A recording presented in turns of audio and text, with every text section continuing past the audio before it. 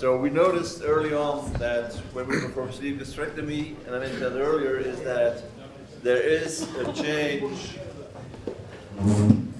There is some weight regain that occurs starting between the second and the third year after the procedure. And you see that here in the progression of the BMI.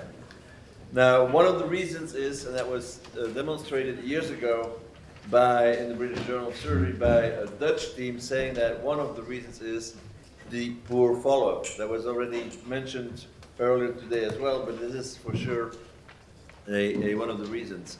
And in this paper from the American Dietetic Association, we learned that actually after gastric bypass, but after any bariatric surgery, we see that the old eating habits come back in every patient.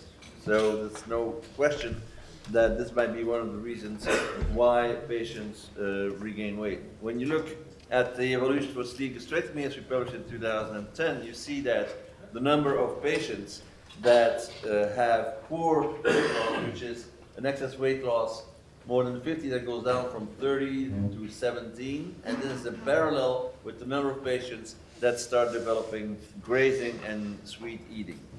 In any case, there are other reasons, but anatomical ones, to explain the regain of weight. It doesn't matter that when you ask your patient, how come you are regaining weight? Because I'm eating too much. And you have to make the difference between eating too often and eating too much, which is too large volumes.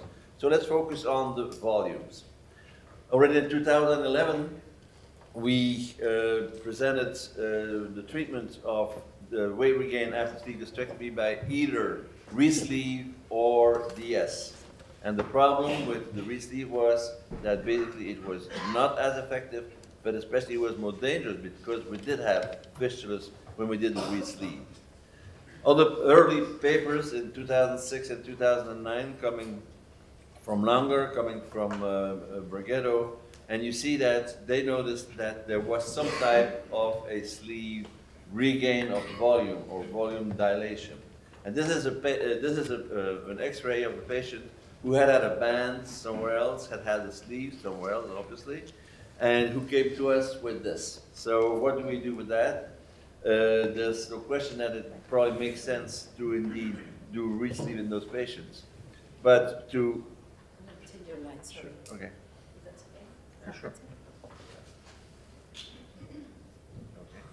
Thank you. All right. But obviously this is pretty rough estimate. So nowadays we have more sophisticated techniques to evaluate not only the shape, but also the volume of the sleeve gastrectomy. And this is a paper from 2010 already.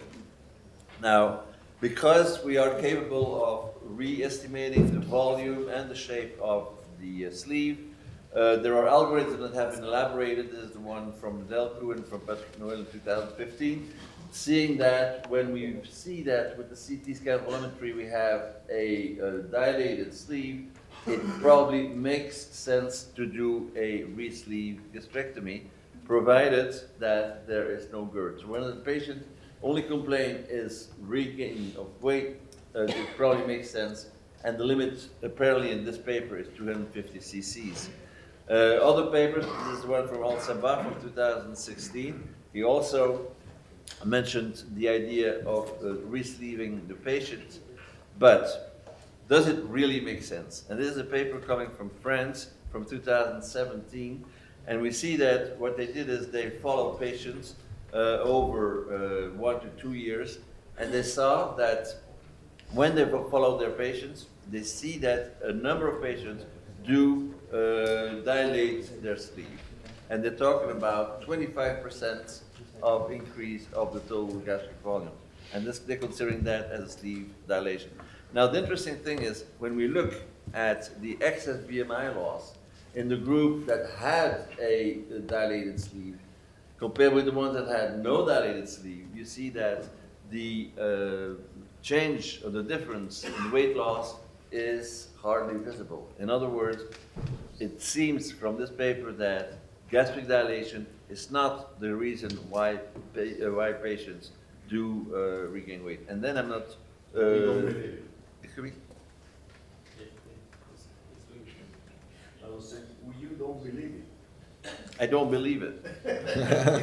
And then, so it's very logical, and I'm losing track.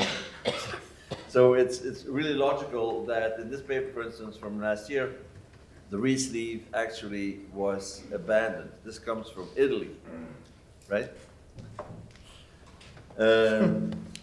And from France now, there's another paper, more recent still, that says that instead of 250 cc's, it only makes sense when the sleeve has been poorly made to begin with, and when we have a large volume of 350 cc's. So 350 milliliter should be the cutoff before it makes sense to do a Resleeve. To end, I'm just giving you our experience. Again, that paper with the long-term outcomes, and you see that we, in a number of 63 patients, we had Resleeves only in 3 patients, and that was because we had obviously too large a volume.